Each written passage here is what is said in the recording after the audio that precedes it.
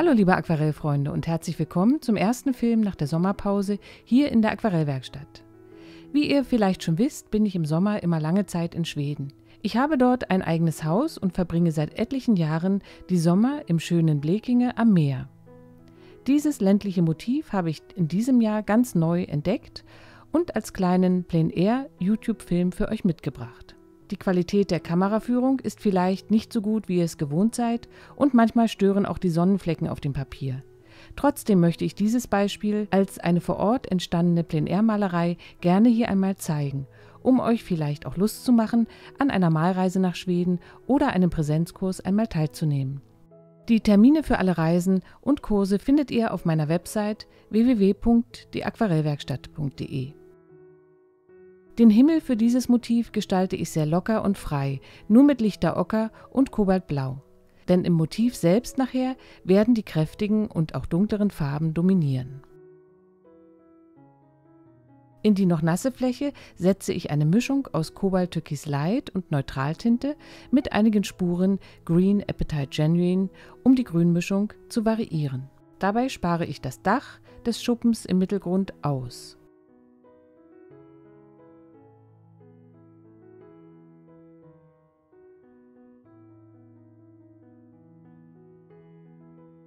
Durch die noch feuchte Himmelsfläche bekomme ich hier in den entfernten Bäumen schöne weiche Ränder. Dies und die kühle Farbe des Blattwerks erzeugt die Illusion von Entfernung.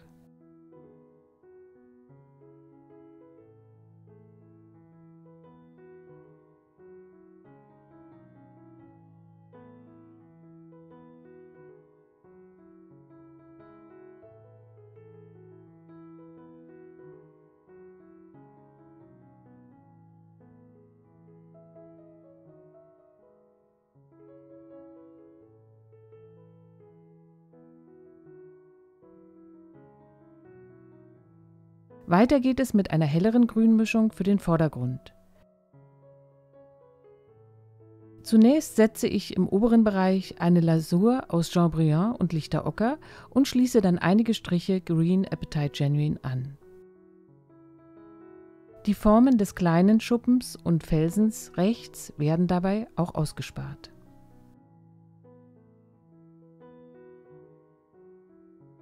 Mit Neutraltinte und Ultramarin und ein wenig Sienna gebrannt, male ich jetzt das Dach vom großen Schuppen.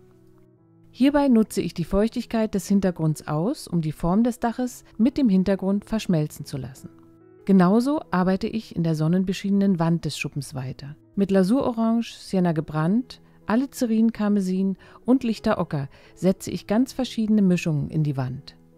Hier soll jetzt schon farbliche Abwechslung herrschen, denn diesen Farbauftrag werde ich nicht noch einmal übermalen.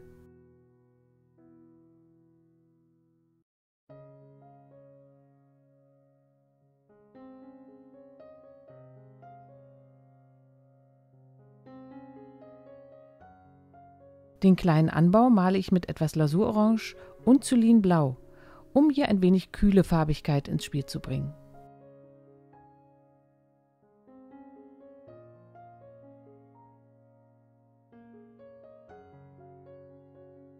Der kleine Schuppen wird wieder mit ähnlichen Farben gemalt und für den Felsen trage ich eine Grundierung aus Sienna gebrannt und Kobaltblau auf.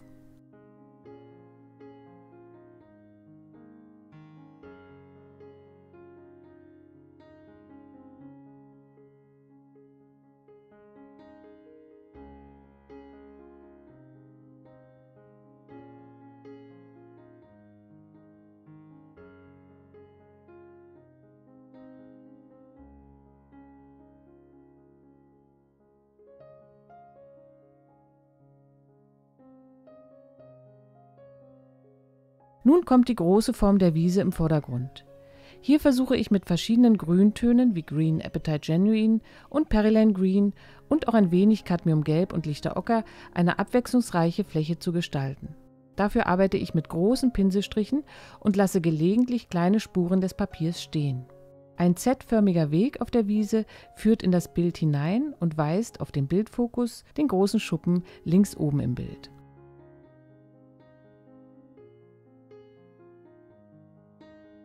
Den Farbauftrag für die Wiese wärme ich nach unten hin mit Sienna gebrannt an Und meine Pinselbewegungen laufen nun nicht mehr horizontal, sondern eher vertikal über das Blatt.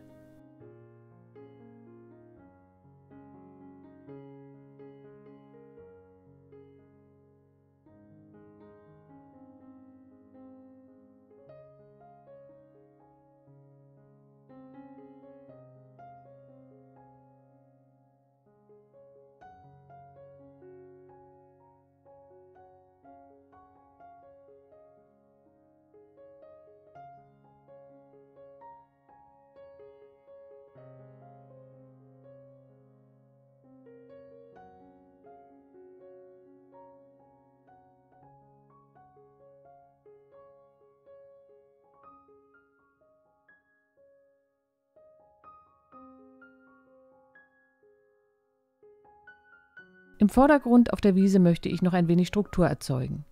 Dafür kann ich mit den Fingerspitzen in die feuchte Farbe hineintupfen und auch ein paar Spritzer mit der Sprühflasche geben den gewünschten Effekt. Nun muss das Bild einmal trocknen. Dies geht in der warmen Abendsonne ganz gut. Für den zweiten Farbauftrag mische ich mir noch einmal die kühlen Grüntöne für die entfernte Baumreihe. Etwas mehr Neutraltinte diesmal in die Mischung, damit der Ton etwas kräftiger wird. Und wieder wird das Dach des Hauses ausgespart.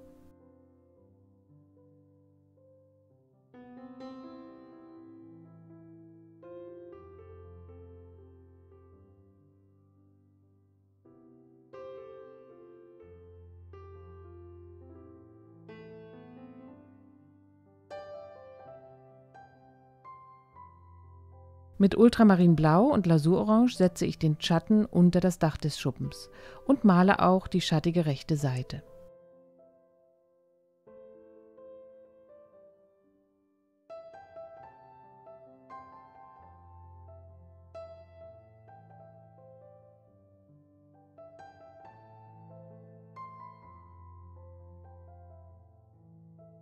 Einige kleine Details in der Schuppenwand kann ich mit dieser Schattenfarbe jetzt auch schon einfügen. Die Idee ist, mit den dunklen, schattigen Tönen einmal durchs Bild zu wandern.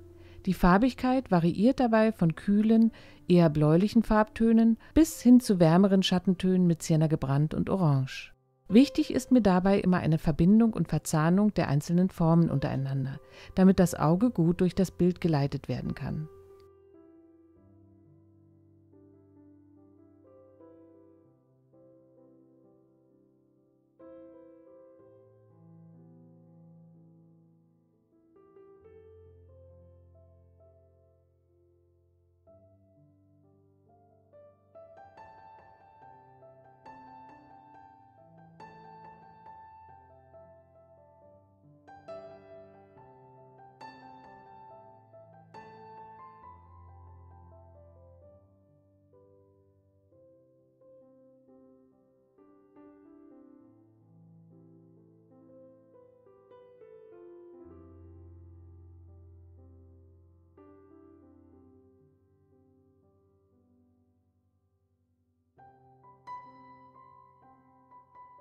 Auch im Mittelgrund möchte ich einige Teile mit einer zweiten, etwas dunkleren Lasur übermalen.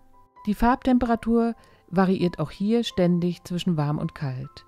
Deshalb gebe ich auf der linken Ecke in die Wiese auch etwas Kobalttürkis Light mit hinein.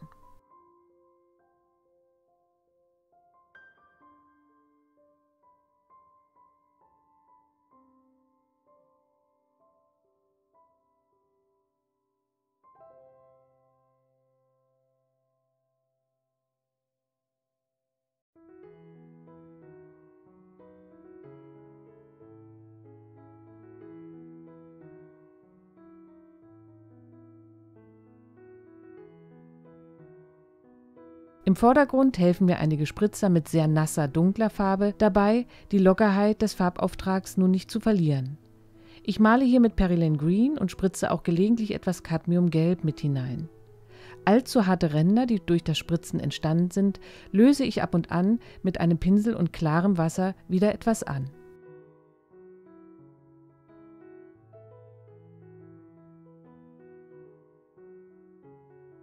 Nun male ich die beiden Heuballen vor dem Schuppen. Diese runden Formen habe ich für mein Bild erfunden. In Wirklichkeit gibt es hier in Schweden fast nur noch die plastikverpackten Heuballen. Ich nehme mir aber einfach die Freiheit, das Heu so zu malen, wie es früher auf dem Land zu sehen war.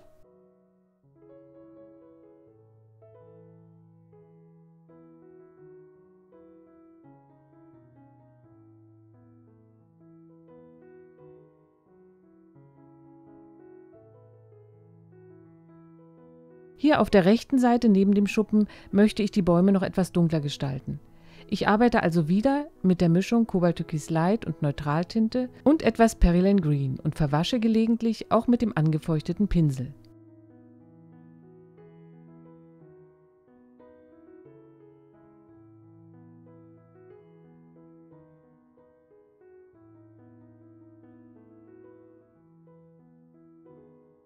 Nun folgen noch einige Details mit der schönen Pinselspitze von meinem Da Vinci Rotmarderhaarpinsel Nummer 6 und einer Mischung aus Ultramarinblau und Sienna gebrannt. Die alten Stromleitungen hier auf dem Land in Schweden finde ich eigentlich sehr schön. Ich nutze diese Form gerne, um meine einzelnen Bildebenen miteinander zu verbinden. Zunächst hole ich also die Lichtseite mit dem Flachpinsel aus dem Farbauftrag heraus und male dann mit einer dunklen Mischung aus Ultramarin und Sienna gebrannt die schattige Seite der Pfähle.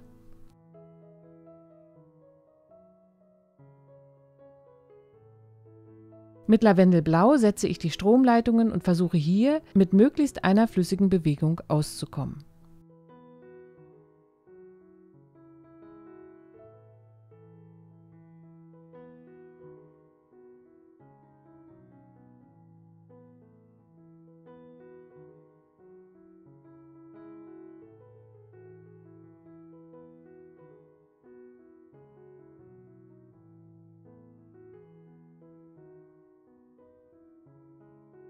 Ein wenig Jean Brillant für einige Wiesenblumen im Vordergrund und als Lichtkante auf den 2 Heuballen setze ich noch direkt aus der Farbtube. Auch die Stromleitungen bekommen einen gelblichen Glanz, so kann ich die gelbe Farbe auch hier oben im Bild noch einmal wiederkehren lassen.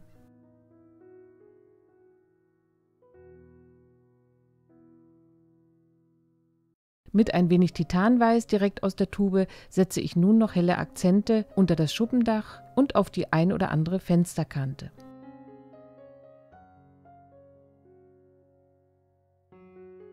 So, ich hoffe, mein schwedisches Sommermotiv hat euch ein wenig Freude gemacht und ihr habt vielleicht auch Lust, es einmal auszuprobieren.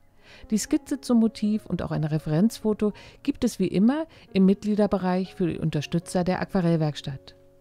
Unter dem Video findet ihr den Link zum Mitgliederbereich. Ich freue mich, wenn ihr dort mitmacht. Nun wünsche ich viel Spaß beim Ausprobieren und sage Tschüss, bis zum nächsten Mal.